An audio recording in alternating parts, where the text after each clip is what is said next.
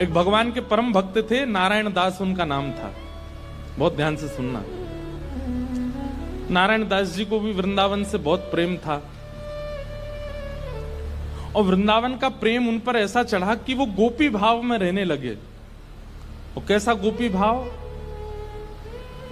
श्रृंगार कर लेते, बिंदी लगा लेते, मांग में सिंदूर भर लेते, बड़े बड़े केश कर लिए थे, पैरों में नूपुर पहनते, हाथों में चूड़ियां पहनते और लहंगा पहन करके और बढ़िया सुंदर श्रृंगार करके किसी के सामने नहीं जाते थे।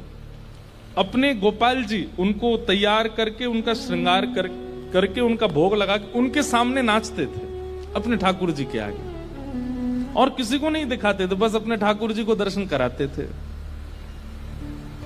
नाचते थे, गाते थे, रिझाते थे और फिर नाचते नाचते फिर प्रसादी सिद्ध करते, प्रसादी सिद्ध करके फिर राजभोग करा देते, व्यारू करा देते, कलेऊ करा देते, ठाकुर जी के अष्टाम लीला करते, अष्टयाम भोग धराते। लेकिन नृत्य और गायन ये दो सेवा नहीं छोड़ते थे।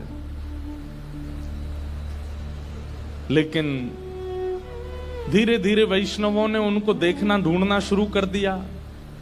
लोग उनकी कुटिया में जाने लगे तो वैष्णवों को तो वो बैठने देते थे। बोले आप सब तो ठाकुर जी के समान हो, आपके सामने तो मैं नाच सकता हूं। सब लोग इधर देखो, ध्यान से, आवाज आ रही है हमारी? नृत्य कर रहे थे। नृत्य की ख्याति ऐसी हुई कि एक बार एक बहुत श्रेष्ठ नृत्य करने वाला व्यक्ति आया और उसको किसी ने कहा कि भाई हमारे यहाँ एक साधु हैं, वो किसी के आगे नृत्य नहीं करते, ठाकुर जी का, एक बार उनके नृत्य देख लो आप। तो बहुत बड़े नृत्य करने वाले ने जब उनका नृत्य देखा तो वो बोला कि महाराज मैं बड़े बड़े दरबारों में जाकर के नृत्य करता हूं, ऐसा नृत्य मैंने आज तक नहीं देखा। सब लोगों ने कहा बोले भैया ये ठाकुर जी के लिए नृत्य करते हैं।